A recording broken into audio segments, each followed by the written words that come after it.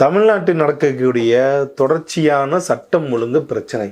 இந்த சட்டம் ஒழுங்கு பிரச்சனைன்னா இந்த கொலை கொள்ளை மட்டும் அது ஒரு மாவட்டத்தோட பிரச்சனையாக தான் பார்க்கப்படும். ஆனால் குழந்தைகள் மீதான வன்முறையும் குழந்தைகள் மீதான பாலியல் தொந்தரவும் பாலியல் வன்புணர்வுகள் இது எல்லாமே ஒரு நாட்டோட ஒரு ஸ்டேட் இஷ்யூவாக தான் அது பார்க்கப்படும். தொடர்ச்சியாக தமிழ்நாட்டில் இது சம்மந்தப்பட்ட அனைத்துமே அதிகமாகவே போயிட்டு இருக்கு. இதற்கு எதிர்கட்சிகளும் ரோட்டில் இறங்கி போட மாட்டுறாங்க. இதில் அண்ணாமலை அவர்கள் ஒரு அறிக்கையை விட்டுருக்காப்புல, இந்த மாதிரி சட்டம் ஒழுங்கு ரொம்ப இதாக போய்கிட்டு இருக்கு, அதுக்கு நாகரிகமாக ஒரு அறிக்கையை விட்டுருக்காப்புல, டிடிவி தினர்னு ஒரு அறிக்கையை விட்டுருக்காப்புல, எல்லாரும் அறிக்கை தான் விடுறாங்க. இதில் எல்லாரும் இப்போ இந்த புதுசாக கட்சி ஆரம்பிக்கிற ஆனால் அண்ணாமலை அவர்களை பற்றி எல்லாரும் என்ன கேட்குறாங்கன்னா, இந்த அண்ணா யூனிவர்சிட்டி பிரச்சனை எப்போ அதை ரொம்ப பூதாகரமாக கொண்டு போய் சென்றது அண்ணாமலை அவர்கள் தான், வேறு யாருமே கிடையாது. அவர் தான் ரொம்ப பூதாகரம் கொண்டு போனாப்புல. அவர் சாட்டை எடுத்து தன்னைத்தானே அடிச்சுக்கிட்டது, அதனுடைய வீடியோ வைரல் ஆனது, அதை சில டிஎம்கே காரங்க ட்ரோல் பண்ணதை கூட பொதுமக்கள் இந்த அளவுக்கு ஒரு சட்ட ஒழுங்குக்காண்டி கேள்வி கேட்குறாங்க, அதை பற்றி பேசாமல் ட்ரோல் பண்ணுறானுங்க பாருன்னு சொல்லி பொதுமக்கள் கோவப்பட்டாங்க. அது மிகப்பெரிய ஸ்டேட் இஷ்யூ ஆயிடுச்சு. யார் அந்த சார், அது பதில் சொல்லுங்கண்ணா அப்படின்னு சொல்லி அவர் தொடர்ச்சியாக அந்த விஷயத்தை பூதாகரமாக கொண்டு போனனால தான் அவனுக்கு கால் உடைக்கப்பட்டது, அவனை உள்ளதுக்கு வச்சாங்க. ஸோ இப்படி தான் அன்னைக்கு அந்த விஷயத்தை அணுகுனாங்க.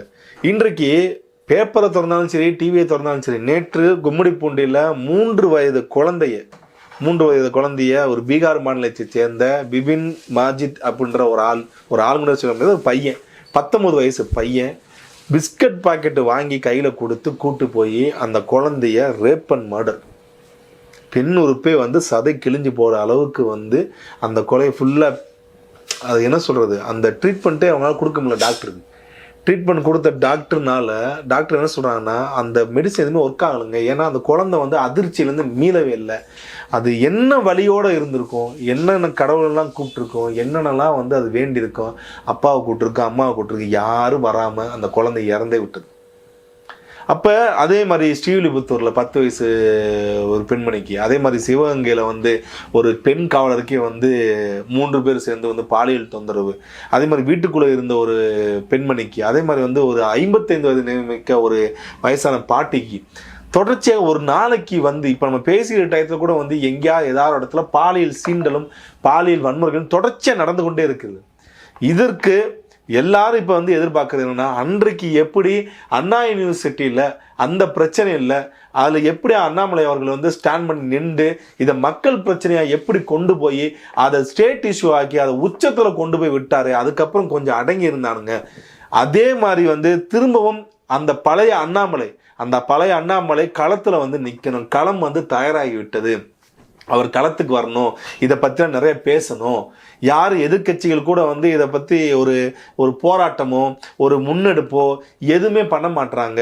எல்லாரும் அறிக்கை விட்டு அமைதியாக இருந்துறாங்க. ஆனால் உங்களை மாதிரி போராட்ட காலத்துக்கு யாரும் வரமாட்டுறாங்க. நீங்கள் இதுக்கு நிற்கணும் அப்படின்னு சொல்லி நீங்கள் ஒன்றும் கிடையாது. அந்த செய்தி சேனல்லாம் கீழே போய் பாருங்களேன், அப்படியே என்னென்ன கமெண்ட் பண்ணுறாங்க. எல்லாருமே அண்ணாமலை அவர்களை மென்ஷன் பண்ணுறாங்க. அண்ணா யூனிவர்சிட்டி பிரச்சனைக்கு இவ்வளோ பெரிய பிரச்சனையை கொண்டு போனாப்புல அண்ணாமலை அவர்கள், அதனால கொஞ்சம் அந்த பிரச்சனை நின்றுருந்துச்சு, இப்போ திருப்பி பூதாகரமாக வெடிச்சு வருது, கேட்கறது யாரும் ஆள் கிடையாது, அவர் வந்தால் நல்லா இருக்கும் அப்படின்னு சொல்லி மென்ஷன் பண்ண ஆரம்பிக்கிறாங்க. ஆக எங்கே அண்ணாமலை, அவர் களத்துக்கு வாங்க அப்படின்னு மக்கள் எதிர்பார்க்க ஆரம்பிச்சிட்டாங்க. அவரும் தனக்கு உண்டான அந்த இயக்கத்தை வி ஆர் லீடர்ஸ்ன்னு சொல்லி அதை முன்னோக்கி கொண்டு போயிட்டு இருக்காப்புல, உறுப்பினர் சேர்க்கை, அவருக்கு உண்டான அந்த பிரீத்திங் டைம் எடுத்துட்டு இருக்காப்புல, எல்லாம் ஓகே தான். பட் ஆனால் களம் மிகப்பெரிய களமாக இது மாறிட்டு வருது. அவருக்கு உண்டான பேட்டில் ஃபீல்டுன்றது மிகப்பெரிய ஒரு பேட்டில் ஃபீல்டாக மாறிடுச்சு. அதில் அவர் தான் வாரியர் நின்று ஃபைட் பண்ண வேண்டிய ஒரு காலத்தின் கட்டாயமாக இருக்காங்க. எப்பயுமே பார்த்தீங்கன்னா ஒரு களம் ஒரு தலைவர் வர்றதுக்கு முன்னாடியே களம் உருவாயிரும். இது யதார்த்தமான விஷயம். நீங்கள் முத்துராமலிங்க தேவர் அவர் வர்றதுக்கு முன்னாடியே என்ன உருவாயிருச்சு, இங்கே சிடி ஆக்ட் உருவாயிருச்சு. அவர் முழு நேரம் அரசியலுக்கு வர்றதுக்கு முன்னாடி சிடி ஆக்ட் வந்துருச்சு. ஸோ களம் தான் ஃபர்ஸ்ட் உருவாது. அதுக்கப்புறம் பார்த்தீங்கன்னா முத்துராமலிங்க தேவர் இந்த களத்துக்கு வர்றாப்பு.